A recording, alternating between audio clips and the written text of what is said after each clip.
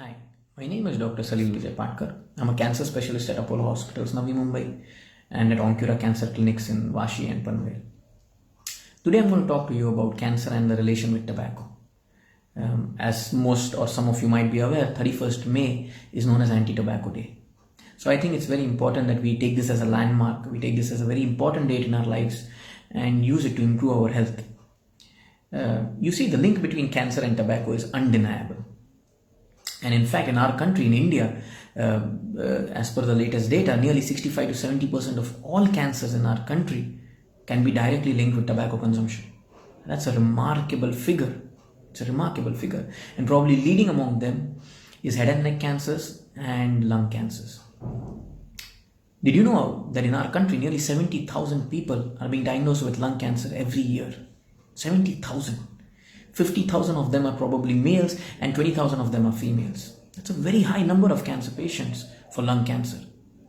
And nearly 80% of these patients will have a history of tobacco consumption, either in the form of tambaku, gutka, chaini khaini, zarda, or in the form of bidis and cigars and cigarettes. And that's a large number of patients who can be prevented, who could be prevented from having cancer. You see, there is this wrong misconception that tobacco only causes cancers of the lung or the oral cavity. The truth is that tobacco contains more than 300 different substances which are designed to cause cancer. They are known as carcinogens.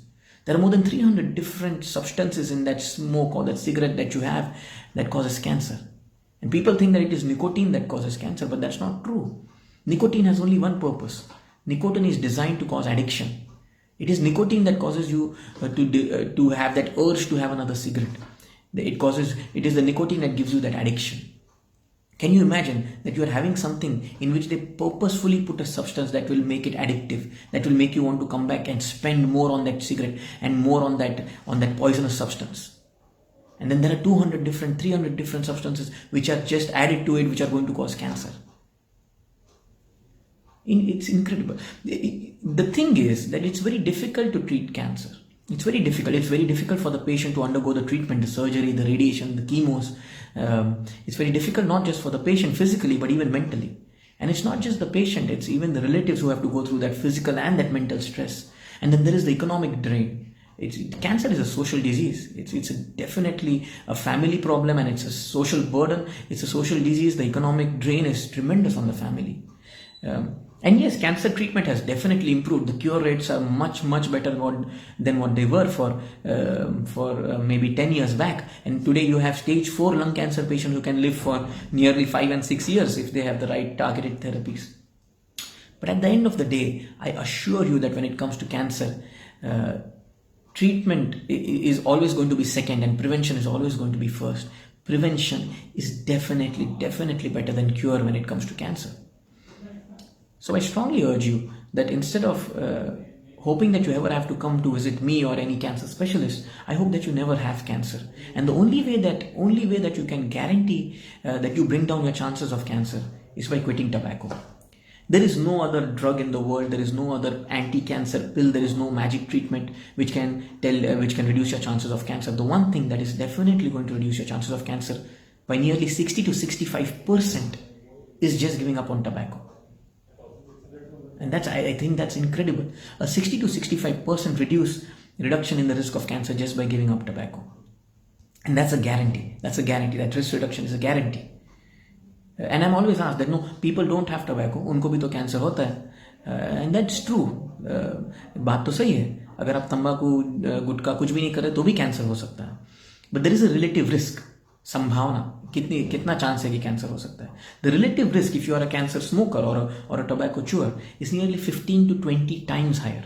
Not percentage, times. 15 to 20 times higher chance of developing lung cancer if you are a tobacco consumer or a cigarette smoker.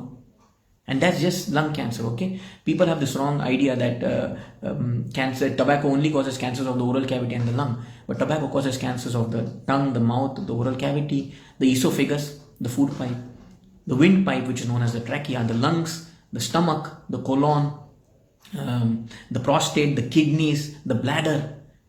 It's even been linked with blood cancer. So it literally is responsible for every possible cancer that you can think of, because it's not just the smoke that is harmful. It causes it causes mutations. It causes mutations in your DNA which predispose you to develop cancers. That's how harmful tobacco is. The carcinogens go and act at a molecular level on each and every cell in your body. Yeah. And then there is secondhand smoke. If you are a smoker, you are not only increasing your chances of cancer, you are also increasing the chances of cancer for all those who are around you. Now imagine if you have small children and you smoke in the house. These children are exposed to cancer causing smoke at such a small age. And if they go on to smoke at a later stage in their lives, they are already going to be destined to develop cancer at a much higher rate, at a much higher risk, because not only are they smokers, they also have been exposed to smoke at a very young age because their parents were smoking. Smoking is definitely the number one killer when it comes to cancer. In the cancer story, number one villain is smoking. It's tobacco, And if you can give up on tobacco, you can bring down the chances of cancer incredibly. Like I said, 60 to 65%. And today it's much easier to give up on tobacco than what it was. It's not an easy journey to give up tobacco if you are addicted, of course.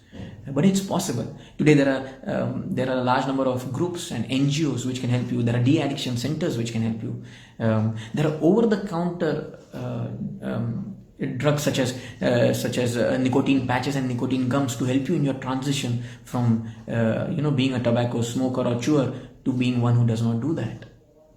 So these are things you really must consider. Take 31st May as a very important day in your life and make a plan that I will give up on tobacco. And it doesn't have to be, it's very difficult. You require family support if you're going to do that.